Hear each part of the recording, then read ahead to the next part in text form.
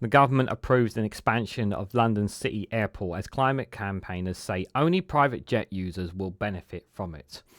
We're going to read into this more from Byline Times, you guys. Let's go.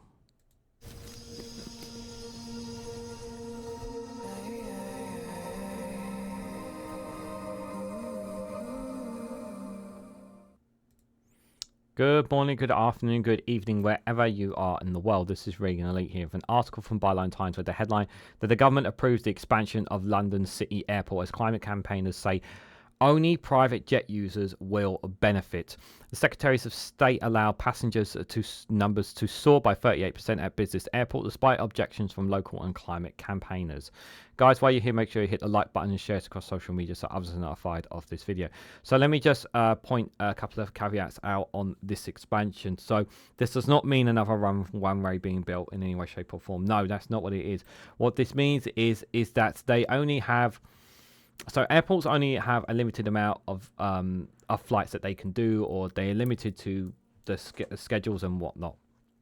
And they are approving and expanding the use of their scheduling, which means more takeoffs and more landings will be taking place at London City Airport.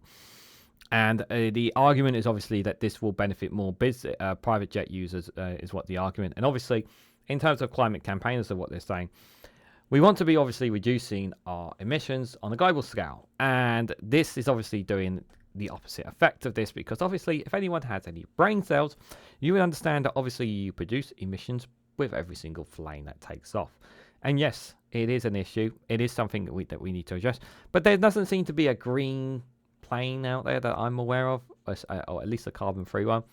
I don't know if we'll ever have electric planes out there ever, but it is still a major issue, that is for sure. But this is the crux of the crux of it. Now, as someone who does live just outside central London, I do live in London too. I'd say live on the outs. Roughly, say mainly in. I do live in London to be fair, where I am. Now, I guess I suppose, is this going to really make a massive difference? Now, it could potentially boost businesses, could boost a bit of tourism. It may benefit the City of London financially. It may do in the long term, perhaps, yeah, with the use of this. Is it gonna maybe it's another reason that they're doing this is because obviously we need to obviously invite and involve more businesses. We obviously because obviously since we've not been in the EU and the Conservatives have done bugger all for businesses over the past couple of years, maybe that's another way of helping and showing that they are and this Labour government are showing that they are a party that is going to be for business as well as trying to be for workers and unions as well, because of all people who announced the approval of this was Angela Rayner. And you would not expect someone like Angela Rayner to announce the approval of this, but she was the one who did it. Do I approve of this expansion? Not really, no. Because I don't see how I don't see enough of this to make a massive difference. And I just feel like that this is being done to appease certain people, as opposed to for the main as a main reason for actually the benefits for it. And I just think this is another way for them to try and increase the coffers of income that comes in. That's kind of how I see this more than anything else. But honestly, let me know what you guys actually think about London City Airport and its benefits, guys. So the Labour government has granted permission to a business-focused airport to massively expand the number of passengers it can carry every year. So London City Airport will be allowed to increase its annual passenger capacity from 6.5 million to 9 million and boost the number of early morning flights in East London Airport, which largely deals with international business customers. The move has sparked immediate anger from climate campaigners who had campaigned against the change. Alethea Warrington, senior campaigner at the climate charity Possible, said, "It's incredibly disappointing that the new government has failed for the first time its first test on climate and allowed the expansion of this polluted high carbon project.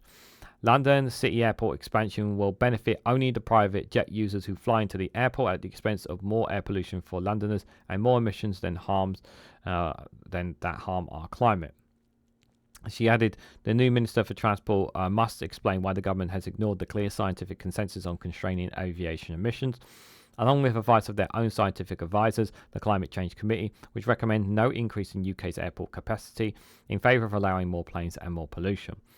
The government has, however, refused permission to drop an existing Sunday afternoon curfew period, which are meant to provide respite from the noise from the locals, which means that the airport's request to extend Saturday operations until 6:30 had been rejected. In a document published by the government on Monday, Deputy Prime Minister Community Secretary Angela Rayner signed off the plans, arguing that they would bring social economic benefits, including job creation and economic growth for the city. Yeah, that's what I was saying. This is about money.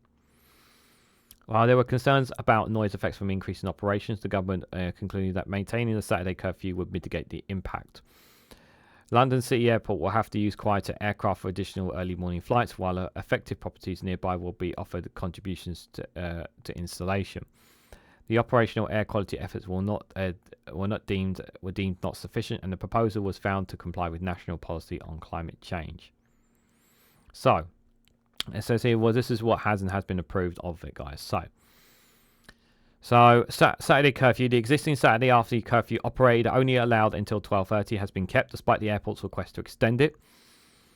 Annual passenger numbers will be allowed to increase from 6.5 million to 9 million. So early morning flights, an increase in early morning flights from 6 to 9 will be permitted, with the condition that quieter aircraft to be used for additional flights. Sound insulation schemes and enhanced sound insulation scheme for affected properties will be introduced. And the airport is required to make an enhanced contribution to London City Airport Community Fund. The decision also took into account various policy considerations, including the National Planning Policy Framework, the London Plan, the Newark Local Plan. The Secretary of State concluded that with the retention of the Saturday curfew, the proposal was in accordance with local plans overall. But it's likely seen as an early litmus test for whenever the government chooses short-term growth over the climate when faced with decisions like this. Yeah, any kind of expansions, you are always going to get questions around climate, guys, and rightfully so. And this is the I'm a strong advocate, guys, for reducing our emissions and doing more to go more green. And I know the majority of people on my channel are the same. I also understand the needs of obviously improving our connections to business, trying to raise more money, especially trying to raise enhancements for businesses and benefits. And obviously, I get that point as well. I suppose the question is, does these benefits, this expansion for London City Airport, does this outweigh the climate needs for the climate? And the answer is no, it doesn't really. It doesn't. But I also understand why the government would say, look, we need to entice more businesses. We need to do more things to increase coffers. And I'm sure many people will argue in the chat that there are many other ways that they can raise funds and other ways that they can incentivize and entice businesses as well. But I don't like this at all. Obviously, there was one thing. Obviously, there was always to talk about another airport expansion, whether it was at Gatwick or at Heathrow, because Heathrow always tried to push for a third runway and they never got approval for it. It has been something that what the London airports definitely want. They definitely want another runway. That is something, the argument that they have in comparison to some other airports out there. There's something that's been talked about consistently, and a battle that climate campaigners have been fighting against for quite a long time. I do think this will definitely hit the government reputation a little bit as well. But it will. Obviously, they say it's not going to affect their climate targets. I think I'm sure that the climate campaigners will look very much in fine-tooth combed detail with lawyers and whatnot to confirm whether that is the case.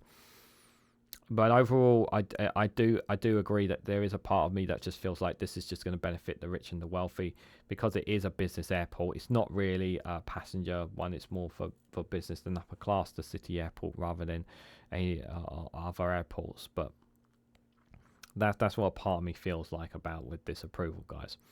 But honestly, what I want to know is, what do you guys honestly think about the London City Airport? as opposed to the other airports such as Stansted, Luton, Gatwick, and Heathrow around London, around the City of London. Do you approve of this expansion? Do you understand why Labour have approved of it? Can you understand the climate campaigners' side of things? Do you think that this is not actually going to benefit the Labour government at all, and just maybe will benefit the London city itself? Let me know your thoughts and more about all this in the comments section down below. If you found this video interesting, please hit the like button, we greatly appreciate it. Share it across social media so others are notified of this video, and subscribe because it really does help support the channel. And if you want to go one step further, financially support me and the work that I do here, you can do so by becoming a YouTube member for as little as 99p, or join me on Rumble or Patreon for exclusive content on those platforms. So thank you all so much for watching, and I hope to catch you all very, very soon.